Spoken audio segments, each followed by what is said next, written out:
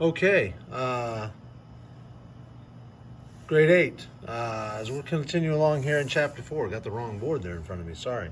Lesson 4.5. This is the first part of 4.5a, and then we will have a second part to 4.5a, which to 4.5, which will be 4.5b, sorry. So this is 4.5a today. Write the linear equation in slope-intercept form. Write the linear equation in slope-intercept form. Well, first of all, linear, as we know by now, means it makes a line, right? The linear equation in slope-intercept form.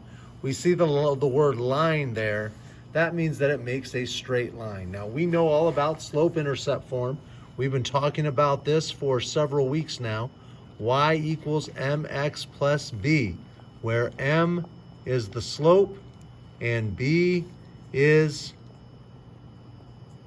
the y-intercept. Okay, so we have that y equals mx plus b, where m is the slope and b is the y-intercept. So this first one, 5x plus y equals 28. 5x plus y equals 28. Well, I want to isolate y. And I'm going to isolate y by subtracting 5x from both sides. That's going to give me 0. So I'm going to end up with y equals. Now, there's nothing over here, a like term that goes with the 5x. So I'm subtracting 5x from this side, basically from nothing, which gives me a negative 5x. And then I do plus 28. And there I have slope-intercept form. This next one, 3x minus y equals 2/3. 3x minus y equals 2/3. Well, first of all, I want to isolate the y, but in this situation, it's a negative y. Now, if I'm going to subtract 3x from this side, that's going to give me 0. I have nothing over here to subtract the 3x from, so nothing minus 3x is going to be a negative 3x. So negative y equals negative 3x. And then I'm going to add my 2/3, plus 2/3.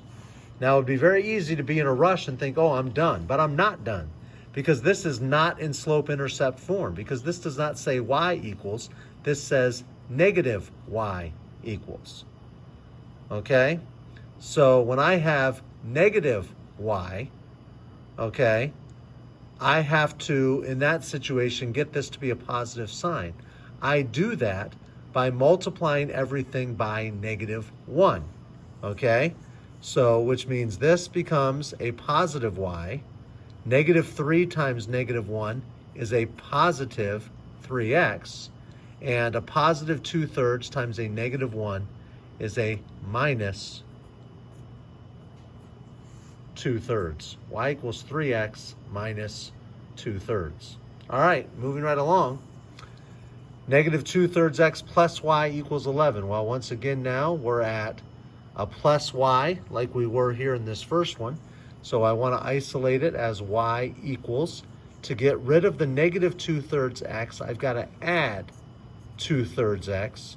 That gives me 0, which means I'm adding 2/3 x to nothing over here.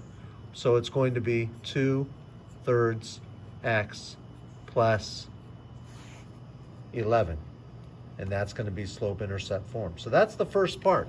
This I'm not expecting any problem with. Write the linear equation in slope-intercept form. You should not have any problem with that, grade 8.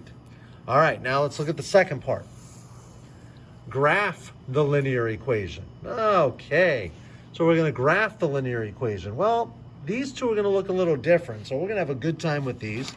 These we're actually going to graph. I don't have a straight edge. We've talked about trying to hold a straight edge and a camera and a marker all at the same time. It doesn't work, but on your assignment, you'll need to use a straight edge. We've been graphing equations all along. Graph the linear equation, all right? So my first step is to put things in slope-intercept form, which means I need to isolate my positive 3y, because it needs to be that y equals mx plus b. Of course, we know m is the slope, plus b is the y-intercept. So 3y, I got to get rid of this 2x by adding 2x to get 0. There's no like term over here, so when I add 2x to nothing, I just get 2x, and it's a negative 6, so it's minus 6. Now, this is not in slope-intercept form. This is not in slope-intercept form because of this 3. It's not y by itself. I still need y by itself. I need to get rid of this 3. Now, as we know when we did equations, this is 3y. So to get rid of the 3, I've got to divide it by 3. And that's just going to leave me with y. But if I just divide this by 3, I have to divide everything by 3. So I'm going to do 2x divided by 3. And 2x divided by 3 gives me 2/3 x. 2 divided by 3, x. It's in simplest form, so it's just going to be 2/3 x. Then I'm going to do negative 6 divided by 3. Well, 6 divided by 3 is 2, so negative 6 divided by 3 is a minus 2. Now I have it in slope-intercept form. You're going to be expected to do that on your assignment. You have to show this. Then I'm going to go ahead and graph it. So I pull out my graph paper here. Okay, my equation in slope-intercept form was y equals 2/3 x minus 2. Y-intercept minus 2. So I go to my graph here, y-intercept on the y-axis, minus 2. I put my dot. My slope is a positive slope, so it's going to have a trajectory that rises from left to right. So I'm going to go to my y-intercept. It's rise of 2 over 3. 1, 2, 3. And I can do one more just for good measure. 1, 2 over 1, 2, 3. Put it there. And of course, on your assignment, you need to use a straight edge. We put arrows because lines by definition keep going. And you've graphed it. You don't need to necessarily identify slope and y-intercept, x-intercept, and all that. All right, moving right along. Let's look at number 2. Negative 1/2 x plus 2y equals 6. All right, well, we got the 2y, so we're going to have 2y equals. I got the negative 1/2 x over here, so I'm going to add 1/2 x, and that's going to give me 0. Well, if I add 1/2 x over here, I need to add it to this side. There's no like term over here, so nothing plus 1/2 x just gives me 1/2 x. And then this is a positive 6, so it's plus 6. All right, now, this isn't slope-intercept form because I have a 2 here with the y. So to get rid of the 2, I've got to divide everything by 2. That gives me y equals 1/2, but if I divide this by 2, every other term has to be divided by 2. I have to do 1/2 divided by 2. Well, 1/2 divided by 2, I know that dividing something by 2 over 1 is the same as multiplying it by 1 over 2. Now you could punch that into your calculator, 1/2 divided by 2, and it's going to say 1/4. Depending on your calculator, it might say 0.25, but as we know, dividing something by 2 over 1 is the same as multiplying it by 1 over 2. So y equals 1/4 x.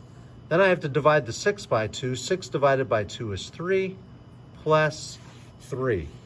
I get my slope-intercept form, y equals 1/4 x plus 3. Now, when I put this on the graph, 1/4 x plus 3, I look for my y-intercept. My y-intercept is 3, so I go right there, and I put that point there for the y-intercept. My slope is a positive slope, 1 over 4. A positive slope is going to have a general trajectory that rises from left to right. So I go to my y-intercept. I'm going to go up 1 over 1, 2, 3, 4.